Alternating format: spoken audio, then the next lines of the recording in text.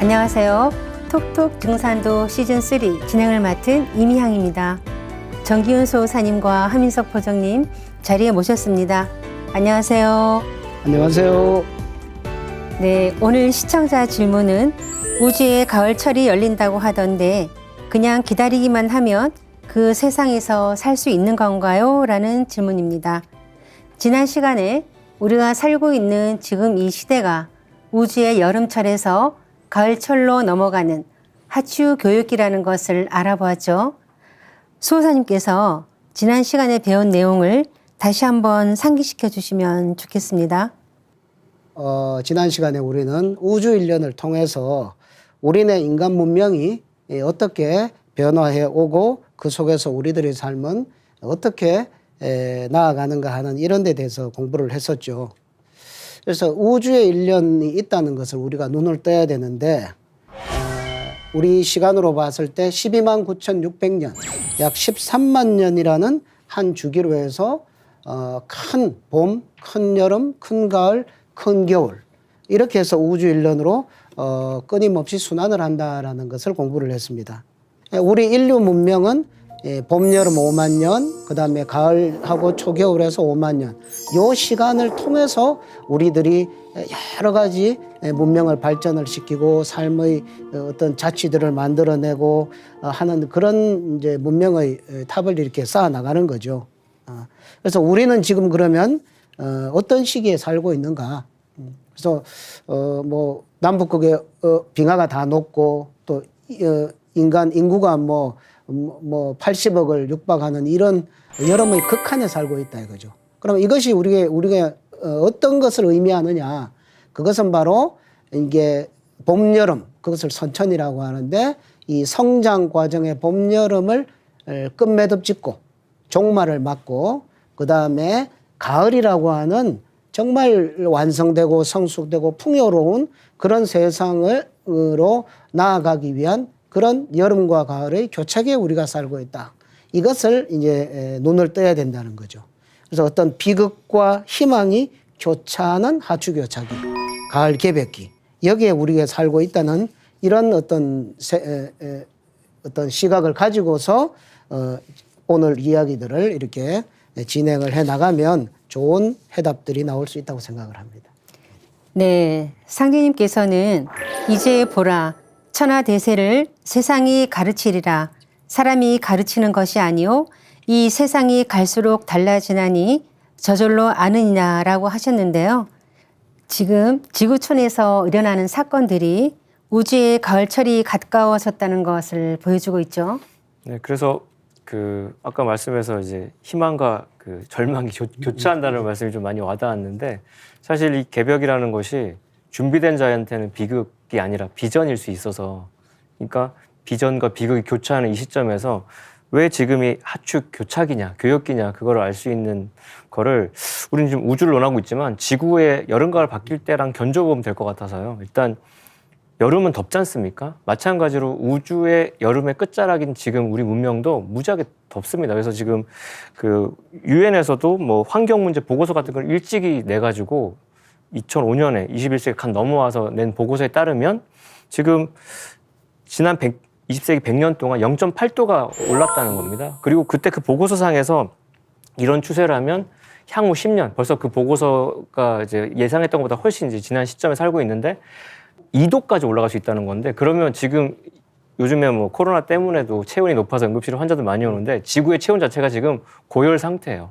그래서 뭐 빙하도 높고 각종 이런 지구 온난화로 인한 그런 환경 재난이 이제 문제가 돼서 요즘에 좀 문제의식이 있는 각국의 그런 어떤 엘리트들은 입을 모아서 하는 얘기가 뭐냐면 기후 위기가 우리 시대의 가장 중요한 화두다 이러면서 인간들의 어떤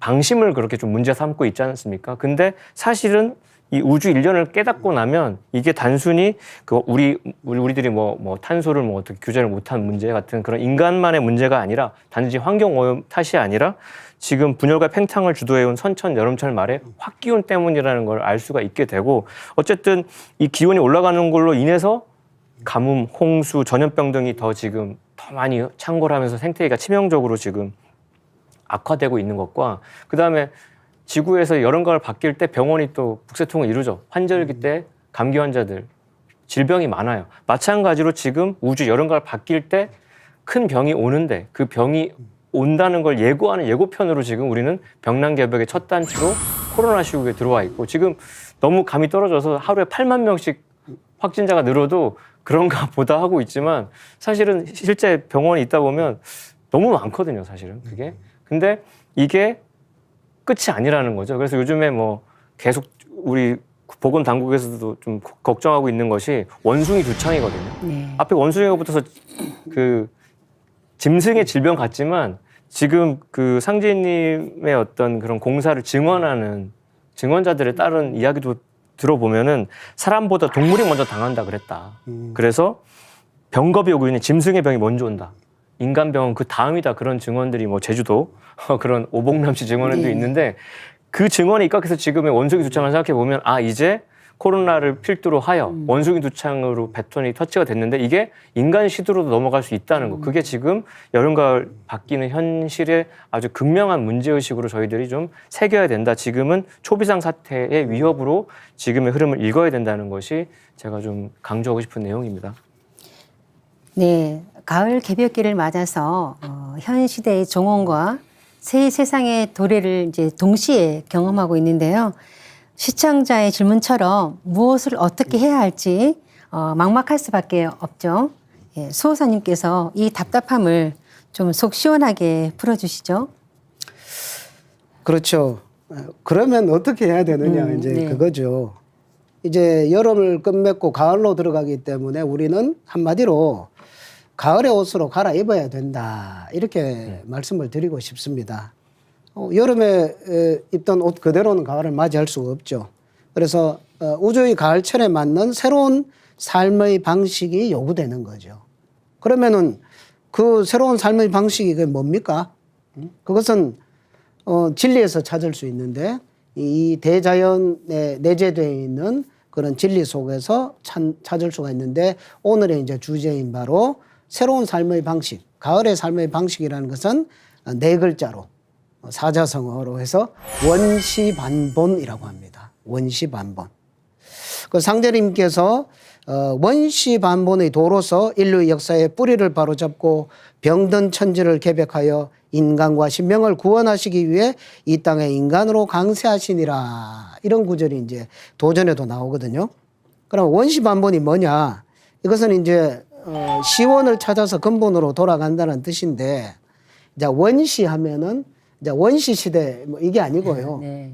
이제 원하면은 근원을 살핀다, 근원을 헤아린다, 근원을 찾아간다. 동사로서 이런 뜻을 가지고 있고, 그다음에 시하면은 시작, 시초, 모든 변화의 근원이 되는 시초를 뜻합니다. 그러면 이제 원시라고 하면 그 모든 변화의 근원이 되는 처음, 시작을 살펴서 그걸 찾아간다. 이런 의미로 이렇게 해석을 하면 되고요. 그 다음에 반본, 이제 반은 돌이킬 반, 이제 근본, 본이죠. 그래서 근본으로 돌아간다 이런 뜻이죠. 근데 원시 반본 그러면 그러면은 뭐 옛날로 돌아가는 거구나. 뭐 옛날이요 그러면서 돌아가는 거 이렇게 생각할 수도 있지만 그것이 아니라 본래 그 시원의 뿌리를 바르게 인식을 해서 그 근본으로 돌아가서 결국에는 현재의 삶을 완성시키기 위해서 그 변화의 모든 시초, 변화의 유전자가 있는 그 근원을 찾아 돌아간다는 그것이 바로 이 원시반본의 뜻이라고 말씀을 드릴 수 있겠습니다. 우주의 가을철을 맞이하기 위해서는 시온을 찾아서 근본으로 돌아가 원시반본을 해야 한다는 말씀이신데요. 예를 들어서 설명을 해주시면 이해가 더 쉬울 것 같습니다. 네.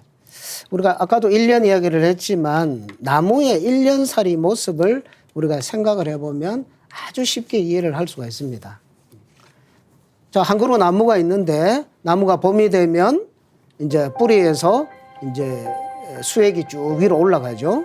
그렇게 해서 이제 새싹을 막 틔우고 여름이 되면 그 이제 이파리가 막 뻗어나가고 가지가 뻗어나가고 해서 막 울창한 게 이렇게 변화를 하죠. 그러다가 이제 가을을 맞으면은 갑자기 서리빨이 치면서 그 무성하던 나뭇잎들이 다 땅으로 떨어져 버리고 나무 속에 있던 그 양분, 수기 이런 것들은 전부 뿌리로 되돌리게 됩니다. 그리고 여름철에 자랐던 그 진액은 열매로 이렇게 맺게 되죠. 낙엽이 지고 그 다음에 열매가 맺고 여기 이제 가을의 변화죠. 그리고 이제 겨울이 되면 이제 휴식을 이렇게 취하게 되는데 그 나무가 가을에 행하는 몸짓을 보면 자기가 가지고 있는 그 모든 에너지, 이 수액을 뿌리로 되돌린다. 그 전까지는 봄, 여름은 위로 막 발산을 하다가 가을이 되면 자기가 출발했던 그 뿌리로 다시 되돌린다. 이게 뿌리가 바로 원시 반복하는 거죠. 뿌리로 돌아가는 것. 그러면서 한편으로 열매를 맺는 것.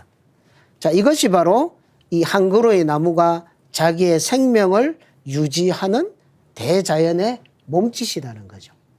그러니까 원시반본의 몸짓을 하면서 나무는 그렇게 자기의 생명을 끊임없이 유지를 할 수가 있다는 거죠.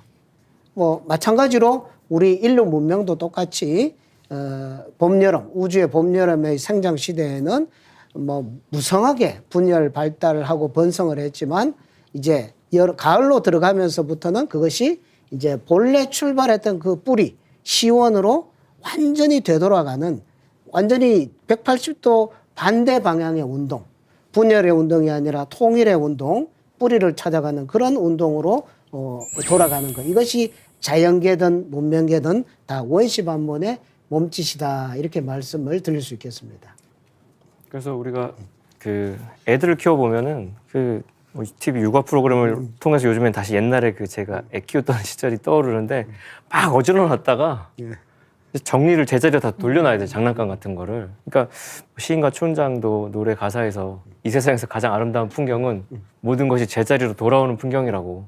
그게 이제 원시반본과 좀 연관돼서 좀 말씀드릴 수 있는 이야기인데, 그래서 인간 농사를 짓는 우주 일련의 변화에서도 이제 여름 가을 바뀌는 이때는 천지 이법 중에 추살이라는 이법이 있어서 이 가을 개벽과 함께 일제히 만유 생명이 추려지고 거기서 이제 결실을 맺는 건데, 그래서 왜 가을 추자일까? 추려지기 때문에 추려지는 그 정신이 그 음에 박혀 있지 않나 생각이 들거든요. 그럼 어떤 걸 추리는 거냐?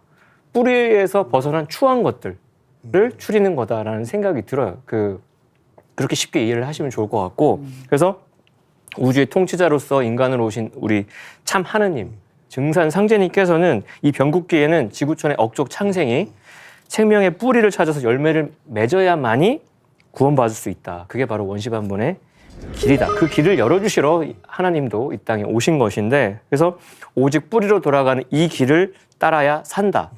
이 법칙을 벗어나면 그 누구도 하나님이 백으로도 그거는 안 된다는 어떤 준엄한 천명을 내리셨고요. 장차 우리 80억 인류는 상진이 밝혀주시는 원시반본의 섭리에 따라서 후천 가을 세상 우리 넘어가게 되는데, 원시반본이라고 하는 건 어쨌든 변화에 그게 달하면 다시 원래 자리로 이 우리 고무줄 같은 거 이거를 본래로 돌아키지 않으면 이 탄성을 잃어가지고 그냥 죽는 거니까 놓아서 다시 원자리로 돌아가는 느낌. 극집반의 섭리에 따라서 모든 생명이 분열과 성장을 마치면 근원으로 복귀하는 겁니다. 그래서 만물의 주인공인 인간 역시 자기 생명의 근원으로 돌아감으로써 가을의 천지 그 서리빨을 극복하는 것인데, 그러면 우리 인간의 근원 자리가 어디냐는 겁니다. 생명의 근원 자리가 과연 어디냐는 문제가 있는데, 그건 바로 우리를 언제나 지켜보시면서 지켜주시는, 언제나 보살펴 주시고 인도하시는 각자의 조상님에게로 돌아가야 되는 것이고, 더 나아가서는 온 인류의 구원의 하나님이신 그 상제님의 성령의 품으로 돌아가는 게 생명의 근원이라는 거. 그래서 원시반본이 돌아가는 것은 가을 천지 개벽기에 만유 생명이 무조건 따라야 되는 거예요. 무조건 따라야 되는 천리다. 이렇게 말씀을 드리겠습니다. 자연은 뭐 위대한 스승이라고 하잖아요. 예. 가을철에는 나무가 진액을 뿌리로 되돌리면서 열매를 맺는 것처럼 우주의 가을철에는 인간도 생명의 뿌리를 찾는 원시반본의 길을 걸어야 이제 열매를 맺을 수 있다는 그런 말씀이시죠? 예. 이 원시반본이라는 것은 조금 전에 말씀드린 것처럼 그 뿌리 근원으로 생명력을 되돌리는 것 하나가 있고, 또 하나는 어떤 창조의 이상이 완성되어서 어떤 도의 열매를 맺는 것. 그 나무로 말하면 수액은 뿌리로 돌아가고, 그 다음에 봄, 여름 동안 자랐는 그 어떤 진액은 이렇게 응축이 되어서 열매로 이렇게 열매 맺는 거죠. 이 두 가지가 원시만본의 두 가지 어떤 양식이다, 이렇게 말씀을 드릴 수가 있겠습니다. 그 상전인 말씀에도 가을이 되면 서신이 명을 맡아 만유를 지배하여 무디치를 모아 크게 이루나니, 이런 말씀이 있습니다. 그러니까 무디치를 모아 크게 이루나니, 봄, 여름 생장 기간 동안에 발전되고 쌓아왔던 그런 모든 업적들이 이렇게 모아져 가지고 합쳐져서 크게 열매를 맺는 것이 원시만본의 어떤 양식의 하나로서 드러난다, 이렇게 볼 수가 있겠습니다. 그러니까 선천에는 여러 가지 뭐 사상 종교가, 다양한 종교가 이렇게 나오지만은 또 선천 세상에는 상제님의 명을 받고서 공자, 석가, 예수 같은 이런 성자들이나 철학자, 과학자, 이런 철인들이 다양한 뭐 종교와 사상을 이렇게 펴지 않습니까? 그런데 그것이 이제 하나로 통일이 되는 가을의 때가 되면 이제 그 수많은 사상과 철학이 추구했던 꿈과 이상이 실현되는 것, 그것은 이제 가을에 이루어진다는 거죠. 저는 그런 생각을 해봐요. 이런 여러 성자분들의 꿈이 과연 성취가 되었는가? 가만히 생각해 보면 글쎄 올시다거든요. 그러면 이것은 성취가 불가능한 것인가? 그게 아니라 그 모든 꿈과 이상을 다양한 종교 철학의 꿈과 이상이 실현되는 데는 바로 그 때가 있다. 가을이라는 때에 그것이 이루어지고, 그리고 통일의 도가 나옴으로써 그 여러 종교와 철학의 꿈과 이상이 이루어진다, 이렇게 말씀을 드릴 수가 있겠습니다. 그래서 가을의 근본 정신, 이 원시만본이라는 것은 동서문화의 정수를 다 모아서 성숙한 인류 문화의 사상의 결정체를 창조한다. 그러니까 인류가 정말 꿈꾸던, 뭐 그것이 뭐 천국이 되었던, 극락이 되었던, 뭐가 되었던, 정말 꿈꾸고 추구했던 그 이상 세계가 가을의 원시만본의 도를 통해서 그것이 결국은 출현하도록 되어 있다, 그렇게 말씀드릴 수 있겠습니다.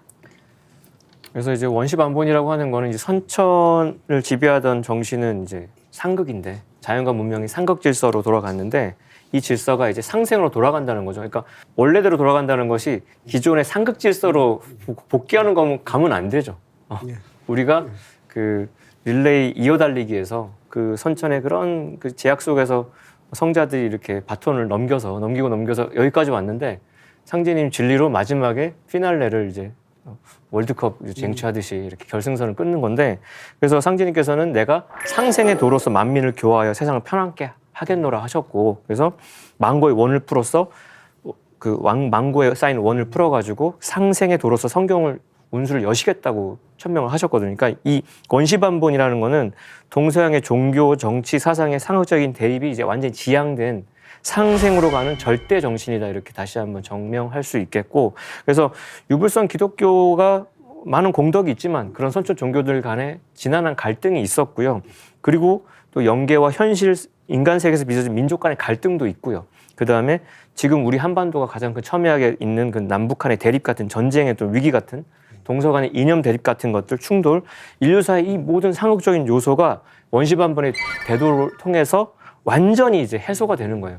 굉장히 후련한 거죠. 그러니까 이게 만병통치약 같은 게 원시만본인데, 여기서 비로소 인류에게 근원적이면서도 보편적인 구원이 이루어지는 겁니다. 그래서 선천을 살아온 인간들은 이제 상극의 투쟁 속에서 뿌리 깊이 병들어 있고 타락했고, 지금 같은 모습으로는 성숙의 하늘인 후천, 가을, 신천지로 절대로 갈 수가 없는데, 먼저 이 묵은 하늘이 지은 갈등이나 죽음의 기운을 완전히 씻어내는 치유의 과정, 그거에 이제 병난의 어떤 섭리이기도 한데, 병든 삼기를 치유하기 위해서 이 상제님과 수부님께서 내놓으신 처방전이 바로 원시반본이고요. 이 원시반본을 실현하는 구체적인 그 약봉투를 딱 열어보면 알약이 3개가 들어있는데 그게 보온, 상생, 해원의 도법이다 하여 인류는 상제님의 이 3가지 우통치 사상을 실천함으로써 구원의 길에 본격 들어설 수가 있습니다.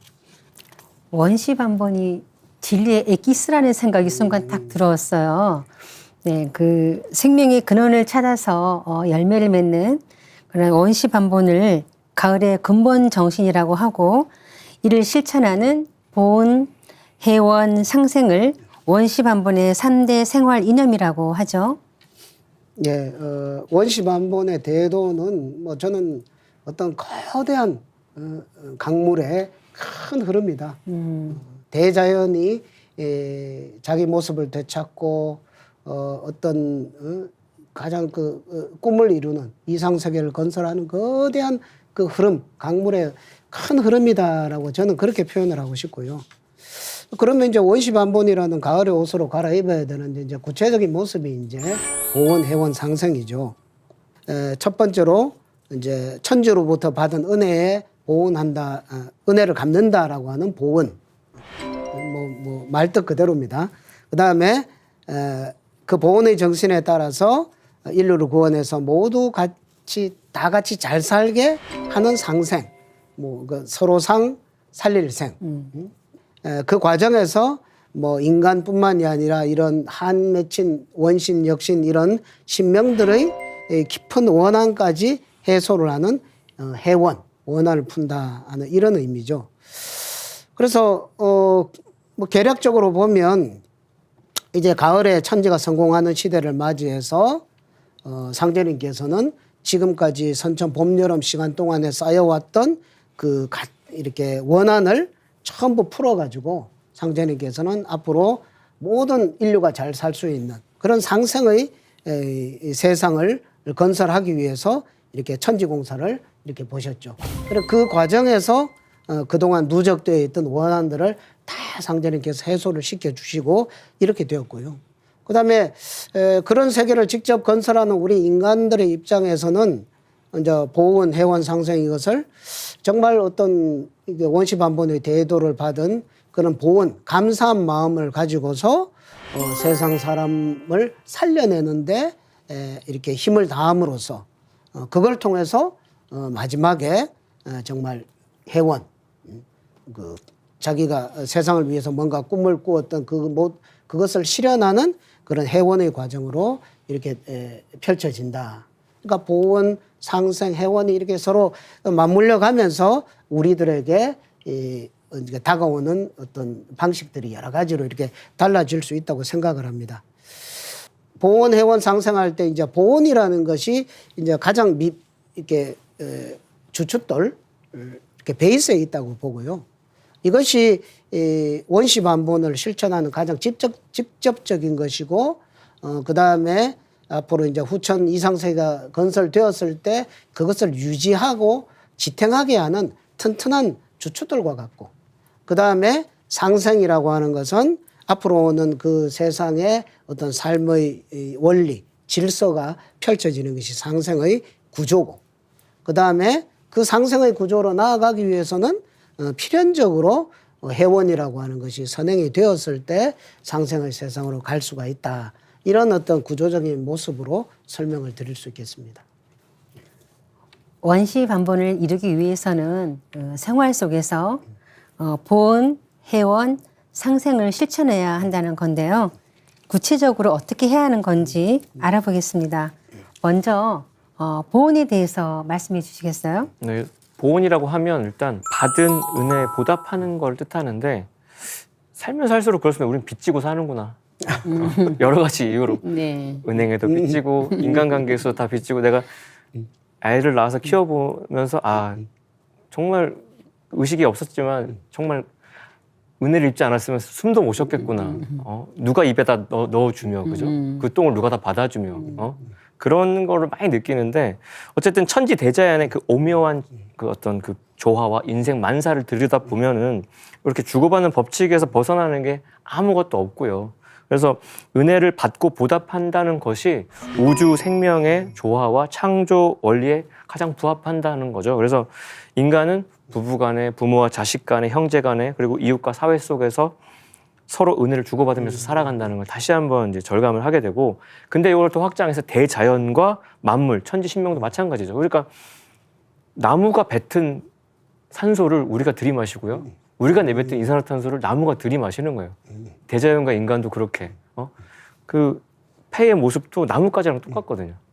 그 나뭇가지의 모습대로 폐가 이렇게 있는데 그렇게 서로 주고받는 게 자연의 은혜의 수수관계인데, 하늘과 땅, 사람, 즉 천지인 삼재가 은혜를 주고받음으로써 일체로 변화하면서 성숙해 간다는 거를 이제 자각해야 되고, 보온의 도라는 것이 그러니까 황폐해진 이 자연, 그다음에 원한으로 파산당한 신명계, 그리고 병든 인간 세상을 치유해서 단절된 어떤 그 자연과 신명과 인간계의 생명의 끈을 이렇게 연결하는 겁니다. 그래서 성숙시키는 화합과 일체의 이념이 보온이라는 거죠. 서로 갚으면서 상생의 길로 갈 수 있도록 하는 게 보온의 삶이라는 거고, 오죽하면 상제님께서는 밥 한 그릇만 먹어도 잊지 말고, 한 그릇 정도는 잊지 말아야 되는 거 알겠는데 반 그릇만 먹어도 잊지 말아라. 그리고 배은망덕 만사신이라는 아주 무서운 말씀하셨어요. 은혜를 저버리면 10,000번 죽어 마땅하다 이럴 정도로. 그래서 생명의 법칙인 은혜를 주고받는 도를 저버리는 자들은 이 추살의 가을 대개벽기 어떻게 된다? 준엄한 죽음의 심판대 위에 서게 된다. 그게 이제 보험과 관련된 아주 각성된 말씀입니다. 그런데 이제 그 보온하면 우리가 무엇보다도 부모님과 조상님의 은혜에 보답하는 걸 떠올리게 되는데요. 설날과 추석 같은 명절에 조상님 제사를 지내기 위해 민족 대이동이 이제 일어날 정도죠. 이제 저는 그걸 보면서 나무에서 가을이 되면 나무에서 그 수액이 뿌리로 막 몰려가는 모습과 고속도로에 차들이 그냥 쫙 몰려가는 남쪽으로 내려오는 그 모습이 같은 몸짓이라는 그런 생각이 많이 들었습니다. 아마 그런 어떤 본성이 다 있는 것 같아요. 본성, 뭐 거부할 수 없는. 네. 원시반번하는 이때에 무엇보다도 내 생명의 직접적인 뿌리고 나를 낳아주신 조상을 사실 잘 섬겨야 됩니다. 그게 보온을 실천하는 길이죠. 상제님께서는 설령신이 짱짱해야 나를 따르게 되나니 설령신을 잘 모시고 잘 대접하라. 만성 설령신들이 모두 나에게 봉공하여 덕을 쌓음으로써 자손을 타내리고 살 길을 얻게 되나니 너희에게는 설령이 하느님이니라. 너희는 설령을 찾은 연후에 나를 찾으라. 설령을 찾기 전에 나를 찾으면 욕급 설령이 되느니라. 이런 말씀도 해주세요. 이 말씀을 이렇게 묵상을 해보면 이 너희들한테는 너희 조상이 너희들의 하나님이다. 나는 두 번째 하나님이다. 이런 말씀. 그 다음에 설령의 조상님의 음덕으로 모든 복을 받고 자손도 타내리고 살 길도 얻게 되고 뭐 그 모든 것들이 이루어진다 이거죠. 그래서 설령신을 잘 모시고 잘 대접하라 이런 당부를 하십니다. 그러면 조상님을 잘 모시고 잘 대접을 어떤 방법으로 대접하죠? 그거는 유일하게 제사 문화밖에 없습니다. 그렇죠. 아유 뭐 마음으로 그냥 뭐 조상님 감사합니다. 뭐 이거는 그냥 생각일 뿐이고 실제로 조상님의 은혜에 보답하고 그것을 기리고 그것을 체화하고 하는 이런 것은 제사 문화로 다 이루어지거든요. 그래서 이건 동서양은 뭐 태고 시절부터 사실 제사 문화가 다 있었고, 그래 조상님 제사를 잘 받드는 것이 그렇게 중요하다.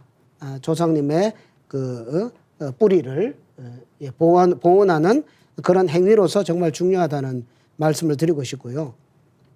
그 다음에 상대님께서 또 부모를 경외하지 않으면 천지를 섬기기 어려우니라. 천지는 억조 창생의 부모요 부모는 자녀의 천지니라.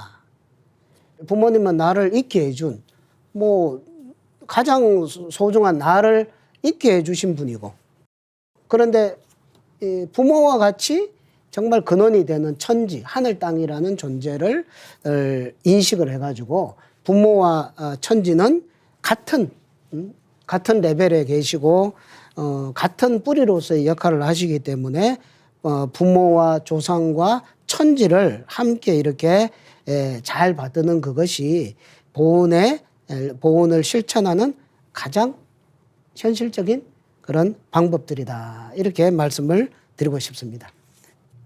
그래서 상제님께서는 이 제 조상을 부정하는 자, 그리고 조상에 대한 그 보온의 행위인 조상 제사를 거부하는 자, 그리고 조상의 음덕을 경시하는 자는 이 천지 만물의 생명을 추수하는 우주의 가을 개벽기에 가을철에 결코 열매 맺을 수 없다. 그러니까 뒤집어 말하면 넌 낙엽 된다는 얘기죠. 그래서 이게 무서운 경계의 말씀이라서 이때는 원시반복하는 시대라. 혈통줄이 바로 잡히는 때니 환부역조하는 자와 환골하는 자는 다 죽으리라. 그냥 사망 선고를 내리셨고요. 그렇다면 우리의 진짜 한민족의 찐 조상은 누구냐? 동방 한민족의 뿌리는 환인, 환웅, 단군의 삼성조이신데 지금 우리의 현실은 그런 역사가 왜곡돼가지고 대부분의 한국인들이 우리 아이들이 그분들을 조상님으로 생각하지 않고 신화로 여기고 남의 나라 역사처럼 이렇게 남의 집 담장 쳐다보듯이 보고 있다는 겁니다. 그래서 그런 현실, 제 뿌리를 모르면 자신의 존재 의미를 모르니까 그러니까 요즘 아이들 우울하고 방황하고 뭐 자살하고 그런 것이 생기는 거죠. 그래서 저의 존재 의미를 모르니까 이 여름에서 가을로 넘어가는 가을 개벽기에는 이 결실하는 이 시기에는 생존이 위협받을 수도 있는 각성된 문제가 생기는 겁니다. 그래서 자신의 뿌리와 근본을 찾는 일이 생사를 결정하는 중차대한 문제다라는 걸 말씀드리고 싶고 이때는 특히 또 하늘의 모든 선령신들이 이 하추 교육기 때는 이 척신과 마신의 손에서 자손을 건져내기 위해서 영적 대전쟁을 벌이고 있기 때문에 왜 가을로 넘어가야 조상님들도 다 같이 열매 맺을 수 있으니까 당신들한테는 아주 중요한 이슈거든요. 하여 이때 자신의 뿌리와 연결된 후손들만이 온전히 가을에 열매가 된다는 것도 새삼 각성을 해야 될 것 같습니다. 그래서 가을 천지 개벽기에는 우리가 조상님께 보온하는 궁극의 길이 뭐냐? 그것은 상년 진리를 만나서 개개벽을 극복하고 조상님과 함께 천지 부모의 꿈과 이상을 이 땅에 몸소 우리가 실현하는 거다. 그 말씀까지 드리고 싶습니다. 대부분의 사람들은 그 보온하면 뭐 신세를 진 것이나 또 은혜를 갚는 것으로 생각을 하잖아요. 근데 추사를 앞둔 이 가을 개벽기에는 생사를 결정하는 중차대한 문제군요. 그래서 이 보온이라고 하는 것은 정말 너무너무 중요한 그런 의미를 담고 있죠. 그런데 태모님께서는 이런 말씀을 하십니다. 앞에서도 잠깐 언급을 했지만 천지 알기를 너희 부모 알듯이 하라. 천지 알기를 너희 부모 알듯이 하라. 그러니까 인간이 이제 은혜의 수수 법칙에서 인간이 받는 가장 큰 여러 가지 은혜가 있지만 그 중에서 가장 큰 은혜가 천지 부모의 은혜다라는 말씀을 해주십니다. 천지는 하늘과 땅이죠. 하늘과 땅. 그러면 하늘이 내한테 무슨 은혜를 주셨고 땅이 내한테 무슨 은혜를 주셨습니까? 대부분의 사람들은 그럴 것입니다. 그렇죠.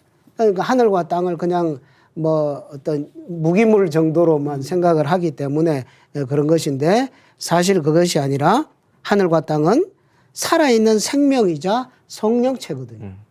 그래서 그러면 그 살아있는 그 성령체인 천지, 하늘 땅을 우리가 어떻게 인식을 해야 되느냐. 너희 부모하고 같다. 부모라고 생각하면 딱 들어맞는다. 이런 말씀이죠.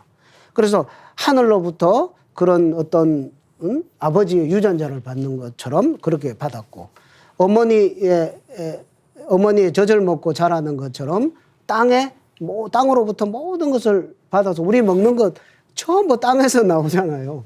그렇게 얻어먹고도 땅에 대해서 고마운 거 하나도 모르는 천지를 인식 못하는 이제 이런 이제 깨어나지 못한 그런 인간으로 이렇게 살아왔는데 여기에서 하나의 이제 화두를 던지십니다. 그것은 이제 도통천지보온, 도통천지보온 이 6글자를 던져 주시거든요.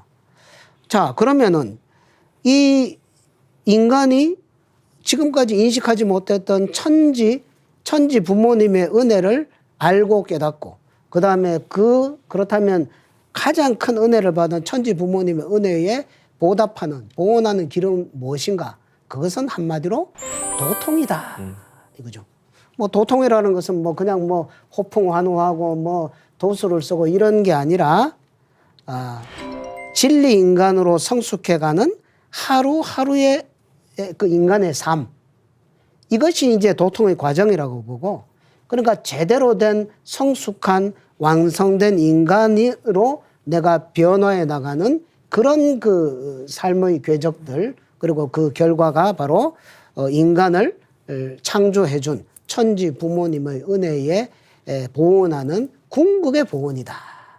이걸 처음으로 이 상제님 태모님께서 우리들한테 이렇게 열어주시는 거거든요. 네. 근데 이게 또 원래 없었냐면 원래 또 있던 거예요. 그 태고의 원형 문화로 되돌아가면은 이제 우리 한민족의 역사 문화 속에는 테일이라고 하는 좀 어려운 말이지만 테일 문화라는 게 있거든요. 우리 홍익인간은 다 들어보셨지 않습니까? 홍익인간. 홍익인간이 뭐냐? 천지인 중에서 그 인이 바로 홍익인간인데 그 위에 있는 하늘과 땅을 하늘을 아버지로 땅을 어머니로 인식하고 그 은혜를 보온할 만큼 완성된 그런 인간으로 변화된 존재. 그것이 홍익인간이고 그걸 다른 말로 테일이다. 클테자, 한일자로 이렇게 표현을 한 우리 고유의 문화가 있거든요. 그러면 이제 그 고유의 문화로 우리가 원시반본해 들어가면 이제 상제님 태모님의 가르침을 그대로 실천할 수 있는 그런 실마리들을 거기서도 찾을 수가 있게 되는 것입니다. 딱 말씀을 들으니까 떠오르는 성구 말씀이 상제님께서 선천인간 중에 천지 홍운을 갚은 사람이 없다 이렇게 하셨는데, 그러니까 예. 상제님의 선천인간에 대한 규정 다 채무자다. 니들은 빚을 갚지 못했다. 쉬운 표현이네요. 이 크나큰 은혜를 단 한 명도 갚은 자가 없다는 거. 갚은 사람이 진정한 홍익 인간일 텐데.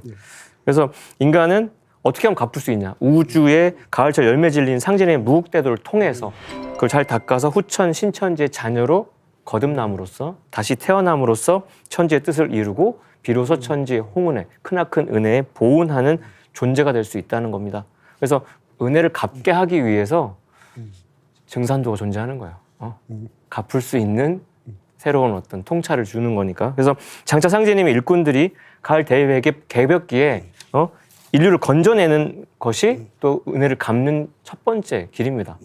그래서 천지의 대이상향이 뭐냐면 우주의 가을철에 상생의 조화 성경을 우리가 직접 건설하는 것인데 거기에 헌신하는 것이 은혜를 갚는 길이지 않습니까? 그래서 천지 부모님의 은총에 보답하고 가을 천지의 영원한 새 생명으로 거듭나는 것이 개벽기에 한 사람이라도 더 건지는 일이라는 거. 그래서 상제님 도를 우리가 만났고 봄, 여름철에 천지에서 농사진 인간을 우리가 그 진리로 상제님 도로 건져내는 일이 천지 부모에 대한 궁극의 보훈이자 도통을 이루는 길이다. 도통 천지 보훈의 첩경이다. 그래서 상제님께서는 사람을 많이 살려내면 보훈줄이 찾아들어 후천 가을 우주에 영원한 복을 얻게 된다라고 누차 강조하셨습니다. 네, 원시 반본을 이루기 위해서는 궁극적으로 만물을 낳은 천지 부모의 은혜를 갚아야 한다는 그런 거군요. 네, 잘 알겠습니다. 자, 그럼 이어서 보온과 더불어 원시 반본의 생활 이념인 상생에 대해서 알아보겠습니다. 자, 요즘에 상생이란 단어가 참 많이 쓰이고 있는데요. 상제님께서 말씀하신 그런 상생과는 차이가 있죠?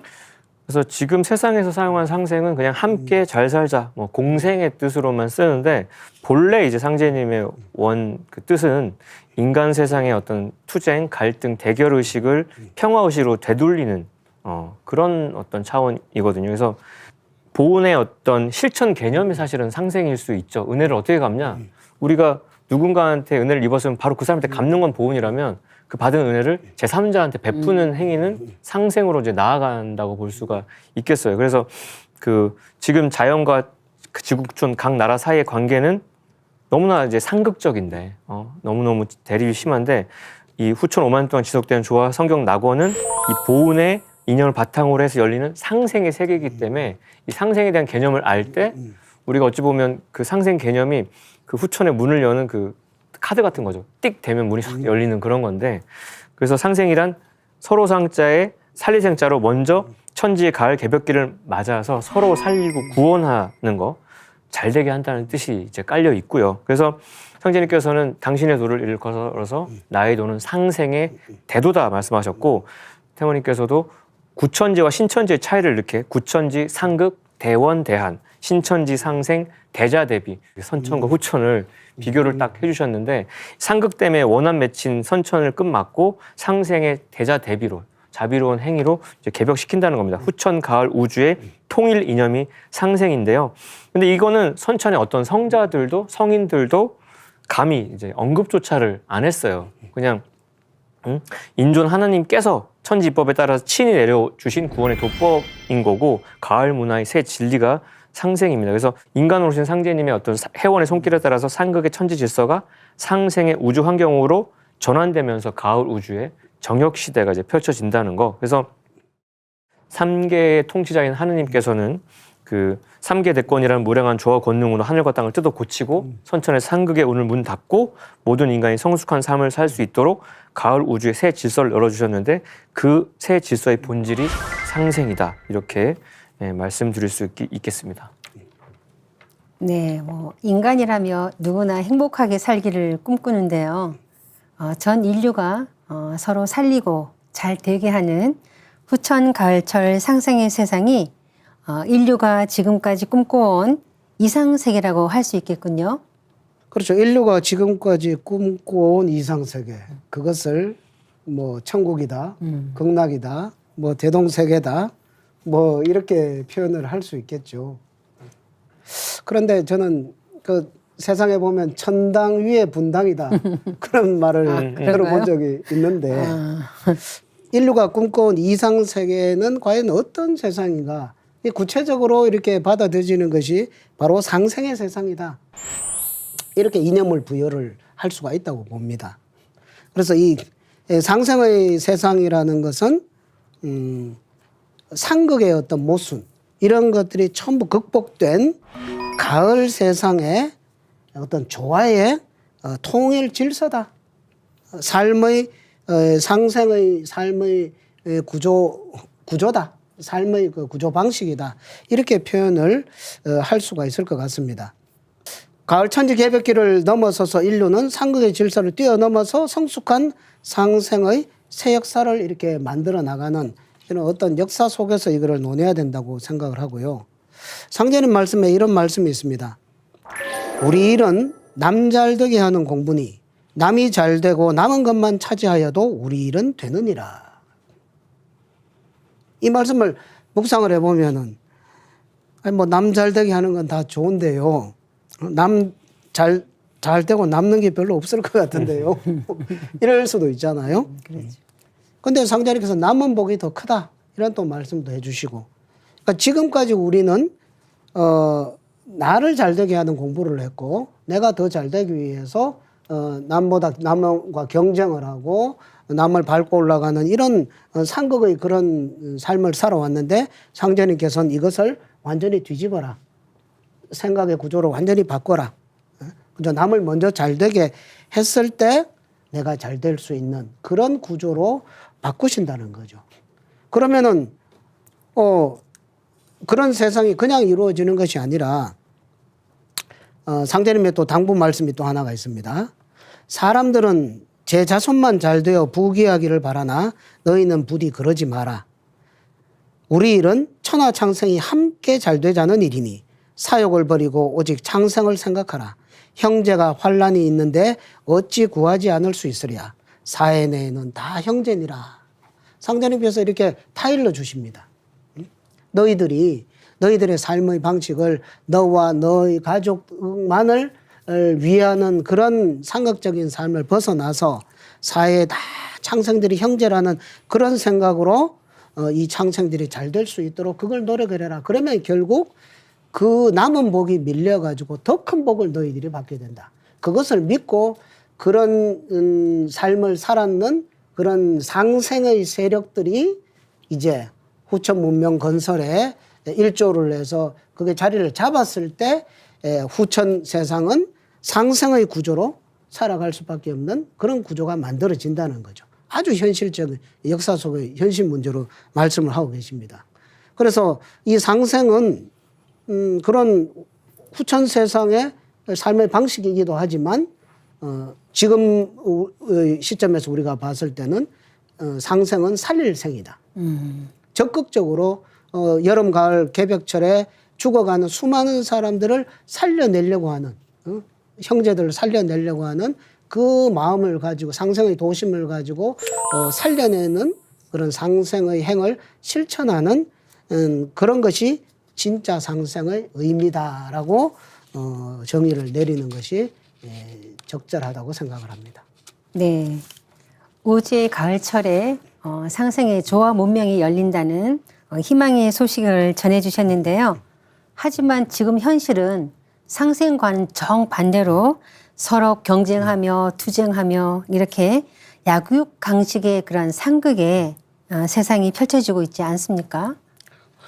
예, 맞습니다. 그래서 이제 이 세 번째 그 실천 이념인 이 원한과 해원의 도, 이 문제가 이제 등장을 하죠. 그래서 인간은 누구나 뜨거운 소망과 의지를 가지고 참다운 삶을 살기를 소망을 합니다. 그렇죠?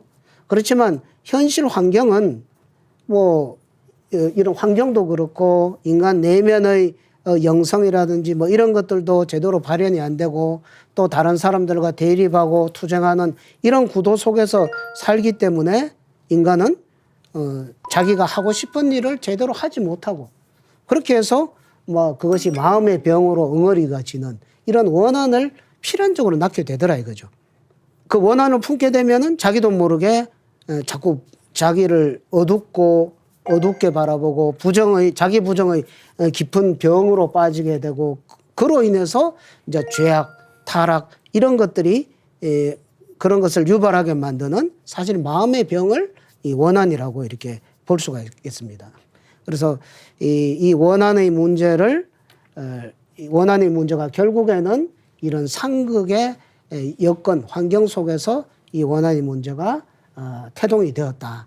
그래서 이것을 끌어줘야, 풀어주고 끌어줘야만 상생의 세상으로 나아갈 수 있다라는 것이 사실 해원의 문제에서 가장 중요한 문제라고 보아집니다. 근데 이제 선천 세상에서 그 육신을 쓰고 살아가는 인간에게 그 원한이 맺힌다는 거는 피할 수 없는 불가피한 일이죠. 오죽하면 상제님께서도 선천 영웅 시대에는 죄로 먹고 살았다 이렇게 하셨고, 근데 후천 성인 시대는 선으로 먹고 살게 하겠다. 죄로 먹고 사는 게 장구하랴, 선으로 먹고 사는 게 장구하랴까지. 그러니까 그런 말씀 들어보면 이 선천에 대한 아주 뼈저린 통찰이 녹아 있는 말씀이죠. 그래서 선천에는 위험으로 살았는데 후천에는 웃음으로 살게 하리라. 근데 인간이 왜 진정을 웃지 못하느냐? 그 원한이 응어리가 있으니까 그 캥기는 게 있으니까 진짜 이렇게 활짝 웃지 못하는데. 태극의 음양 원리로 지어진 인간은 선악의 씨앗을 동시에 이제 갖고 지니고 있고요. 죄를 범하게 한 악의 씨는 천지의 그 상극 질서와 원한 속에 뿌리를 두고 있는데요. 원신들이 원한을 품고서 이제 분노와 저주의 기운을 뿌리고 보복 어떤 행위를 할 때 그 기운을 받은 인간 세상에는 온갖 죄악의 파도가 넘실거리가 되는 거고요. 끓어오르는 원한의 부정적인 에너지가 마침내 말과 행위로 터져나오고 그로 말미암아서 이제 죄를 저지르게 되면 그 에너지가 자신은 물론 상대방의 운명까지도 완전히 이제 바꿔버리는 그런 도미노 현상이 그런 네거티브한 피드백들이 있고 이 죄악이 모든 과정이 마음속, 그 무의식 속에 아로 새겨져 가지고 운명을 올가매는 업력, 그 카르마로 작용을 하게 된다는 거. 그게 지금 우리 인간 존재의 실상이다라고 말씀드리고 싶네요. 이 상극의 원한 문제는 우리가 정말 상상을 이상 능가하는 그런 엄청난 파괴력을 가지고 있고 이 원한의 문제를 다루지 않고는 어떤 종교 철학에서 사상에서 추구하는 이상적인 세상을 이 문제를 해결하지 않으면은 건설을 할 수가 없다. 이렇게 단언적으로 이야기를 할 수가 있습니다.